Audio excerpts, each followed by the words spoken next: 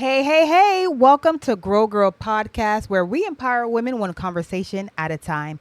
I am your host, Inuka Joe. And on today's episode, I want to talk about something that I am an advocate for. It's my mission, okay? Financial literacy. Let's give it up for financial literacy. Ah. So, financial literacy. Oh my gosh, so much to say about financial literacy. So, those of you who know me know that I empower women through financial literacy, all right, so that they can experience true abundance and not only with their money, but also with their mindset and the freedom to think and live life boldly, y'all. Like, that's my pitch, okay? That's literally my pitch. So, you know, I want to really break financial literacy down and take you on a journey on why it means so much to me and why I am such a big advocate on it. So born and raised in the county of Dade, Miami, Florida, and my mother was a single mom. She worked at the Fontainebleau Hilton as a housekeeper. So, she was making like minimum wage. But back then, things weren't as expensive, right? The cost of living wasn't so high. And I was the sixth of seven children. I knew that we weren't rich. And how I knew that we weren't rich was because I remember my mom had a car, y'all. She had a car. And to start it, she had to open the hood to start the car. So I knew from a very early age that we weren't financially fortunate. And I hated that, honestly. That can really hurt a child's, um, what's the word I'm looking for? Self-esteem, right? And so I remember wanting to be rich. I would daydream about like living in a mansion. I remember thinking about a big home and having my friends over and having a car. I remember my mother having so many different car issues. And as a child, I said, I want to get her a car one day. I want to get her a car one day, you know? And I didn't understand. I didn't even think I had the awareness of why people are rich, why people are wealthy, and why people are poor. I honestly didn't even have that awareness. So as I, became an adult, of course, I struggled financially. Being a teen mom, I had my son when I was 18. No, I had my son when I was 19 years old. Got pregnant at 18, and so of course, I struggled. You know, I would work two jobs and still be struggling. I remember having two jobs. Okay. One of my jobs, I worked for Jumbo Juice. I did that part time. And then the second job, I was a customer service representative at Comcast. Two jobs, y'all. Two jobs. And my rent was $650. I had a car note, which was about maybe like 500. Then I had insurance and, just regular bills. And it was so hard for me to pay my bills. I had no awareness on what budgeting was. I didn't even know that existed. I didn't know what that was. Just working, and trying to make ends meet. Okay. And at the time, I wasn't getting no child support at all. So I was literally doing it by myself, raising my son as a single mom. Okay. In my early 20s by myself. It ain't for the weak, y'all. It was definitely not for the weak. And so I continued on with life, right? Continued on with life. Then I decided to go back to school. I went back to school because in my mind, I felt if I have a degree, then I'm going to make more money. And because I got pregnant at 18, I ended up dropping out of college. And so I wanted to make sure that I achieved my goal of wanting to be a college graduate. I didn't want to be a stat because I'm a teen mom. I don't have a degree. And I thought to myself, if I get a degree, I'm going to make more money. A lot of times we correlate a degree with money, but that's not always the case. It's not always the case. It's not always the case. And so I went back to school full time, single mom. And I was a coach at that time. So I was, working part time as a coach. And full time, I worked for the state. Okay? I worked for the state. So I'm doing what I'm supposed to do. I'm being an adult. I'm adulting. I'm being responsible. But I was still missing something. I'm like, man, I don't have a savings. And even when I try to save, I just can't do it. I didn't understand why. Like, why can't I save my money? So I said, you know what? You need to do something else. You working for the state is not helping you. You got to make some more money. And that's when I prayed, y'all. I said, God, what do I need to do? Okay?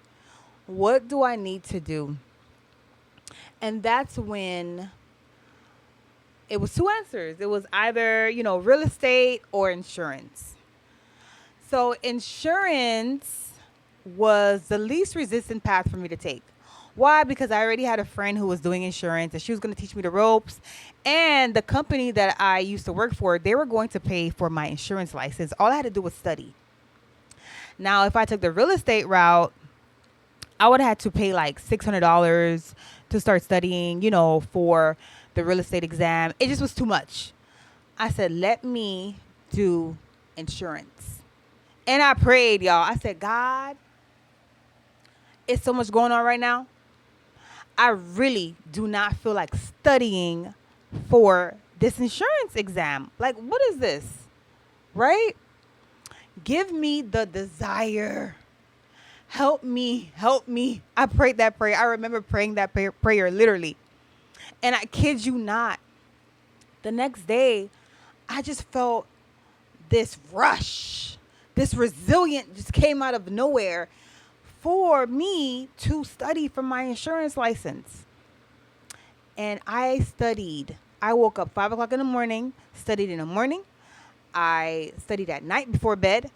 Whenever I was driving in my car, I was only listening to insurance jargon stuff. Okay? I was immersing myself into that realm of insurance for 2 weeks. Okay? Then I scheduled myself to take the test. I was like, oh my goodness, I hope I pass. I kid you not. Right before I got the email of me passing, I saw me passing. I saw green and it said pass. Call it what you want, but I saw, just right here, I just saw green. And I looked at my email and it said you pass.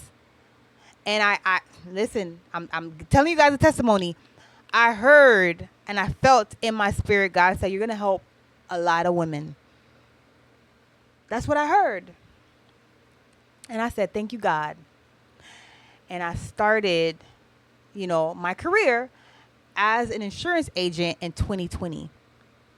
My first month in insurance, my first commission check, I made $6,000. And I was like, what? Is this real? Are they going to come get this money back? I was like, what? I made $6,000 in less than a month. It was probably like 2 weeks, 2 weeks and a half. And my check has never been that much in that short amount of time. And that's when I knew that, oh my gosh, this is really going to change my life.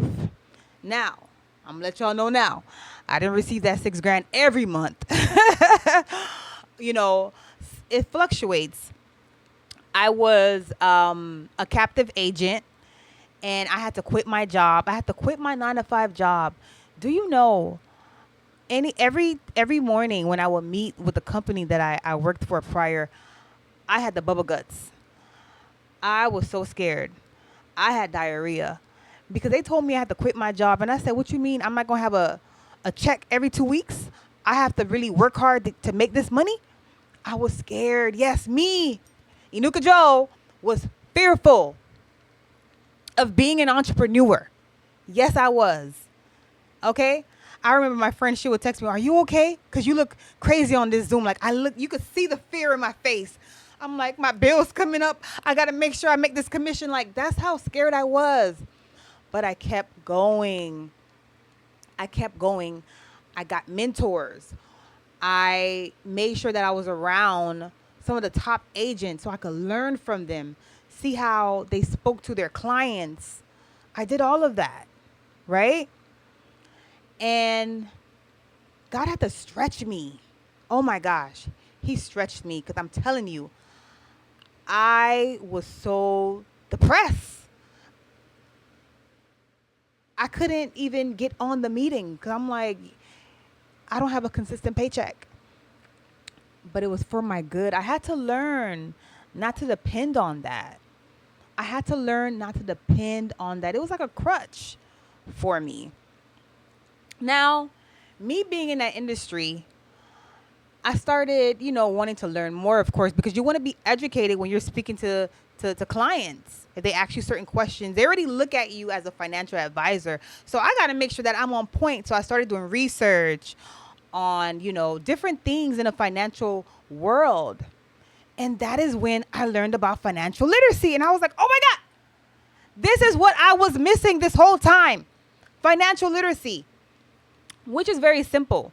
Financial literacy is just how you make money, how you budget money, how you save money, how you understand money. I didn't understand money. And I started to understand money. I started to understand how you're supposed to steward your money. You're not supposed to just allow your money to tell you what to do. You're supposed to be in control of your money and tell your money, wait, you're going to go here, you're going to go there, you're going to go there, you're going to accumulate here, you're going to save here. I didn't have that awareness because financial literacy is not taught to us. I didn't learn that in school. I did not learn that in school. I didn't learn that at home. So when I learned financial literacy as an adult, I started to take the action. And of course, it was hard in the beginning because when you're so used to being a certain way, you have to shift those neural pathways in your brain. But I did it. But I did it. But I did it. But I did it. And I said, you know what? Everybody deserves to know about financial literacy. Everybody deserves to know about financial literacy.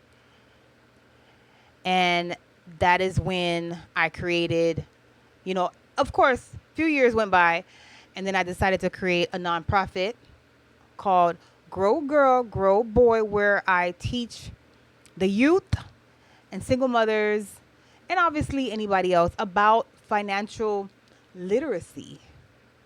All right? I will be going into the schools teaching the youth, high schoolers, about financial literacy, and I'm so proud of that. That's my community service work, y'all. All right, so stay tuned. I also have a booklet, Financial Literacy Made Easy. It's free. It's in my Instagram bio, where I just give this information for free because I'm an advocate for financial literacy. I want everyone to know how to budget, how to build your credit. Do you know, when I turned 18 and I figured out that I can get a credit card, I literally maxed out my credit card and just paid the minimum. No one told me that I wasn't supposed to do that. Someone actually told me that that's what I should do. And that's not the truth. Because they didn't know financial literacy and I didn't know financial literacy. I messed up my credit. These are things that the youth need to know. And these are things that adults need to know. I always tell myself, man, if I learned this earlier, I'll be at a different place in life. But it's okay. Everything happens when it's supposed to happen, and that's just what it is, right? I have a free booklet. Literally, click the link in my bio and grab your financial literacy book. It is an easy read. Super easy. I promise you're going to learn so much about it. And then what you're going to do is start researching more about it. and then start taking the action. And then you can book a call with me and I can help you and I can budget, but do a budgeting course with you. So many different things that I offer, right? As a life insurance agent, I was able to take that title and just kind of like brand myself and do different things because I am a serial entrepreneur. Listen, one thing about me, you cannot keep me in a box. I am not box proof. You cannot keep me in a box. I have so many ideas, creativity. I am here to help so many different people, you know? And I'm okay with that. There was a time where I was like, "Oh my gosh, you're doing too much." But I realized I'm a serial entrepreneur. And a lot of the gifts that I have, God placed in me. He knew that I was going to be like this, right? And it's okay. So, grab that financial literacy booklet in my bio and learn about financial literacy. It will change your life, but you got to take the action. Knowledge is power, but wisdom is key. You can learn as much things as you want, but if you don't take the action, what was the point of you learning about it? Take the action. So now, I understand financial literacy. I teach people about financial literacy. I'm an advocate for it. It's my mission, it's my platform. And I want the world to be empowered through it because it empowered me. And not only will it empower you with your money, but also your mindset. It does give you a confidence when you realize that you know how to manage your money, or if you got a certain amount saved in your account, or if you know how to trade stocks, or if you know what this life insurance is. You get what I'm saying? It gives you a little pep in your step, right? Right? And then being financially independent is also good. I say every woman should be financially independent. I don't have a problem or issue with a man, taking care of you. That's fine because I want my husband to take care of me. Okay? Catch that. I would love for my husband to take care of me when I'm married. But I'm so creative. I don't think that I will be someone that just sits down in the house and just not do anything. Like, I'm going to continue my businesses and just continue thriving and being me, right? But I do believe that women, we should be financially independent. It's really good for our confidence as well. Okay? So that's been my journey with financial literacy. I'm an advocate for it because I know that it can help so many people. It's not taught in underserved communities, and that's not right. And when you see something that is not right, you got to do something about it. You can't just be, lollygagging, talking about it. Oh, that's not right. That's not right. All right, what are you going to do about it? So I saw an issue and I decided to do something about it. And like I said, I will be teaching financial literacy to youths in schools because it should be taught. It should be taught, right? I also want to go into shelters. Some of you who know my story, I was once in a shelter, and I want women, single mothers, to learn about financial literacy so it can help them to get on their feet. And just because you learn about financial literacy and you know about it, that doesn't mean that, oh my gosh, your life is going to switch in an instant. You're going to be a millionaire. No, wealth takes time to build. Okay, but when you start with the little steps and you do the little things, it's good. It's creating a snowball effect. And that's all you got to do. Just start small. Just start small. Okay? And so that's what I wanted to share. Just really wanted to share why financial literacy is such a big deal for me, why it's my mission, why I'm such an advocate for it, because it can truly, truly empower you. I could talk about financial literacy all day. Literally. So super excited. Again, I have a free gift for you. It's a booklet. I wish I had it today. I ran out because I'm just like giving them away for free, literally. Just you get a book, you get a booklet, you get a booklet, you get a booklet. I'm giving these booklets away for free. If you want one, click the link in my bio, put in your information, and it will be in your email.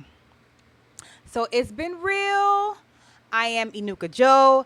Thank you so much for listening to my podcast, Grow Girl Podcast, where we empower women one conversation at a time.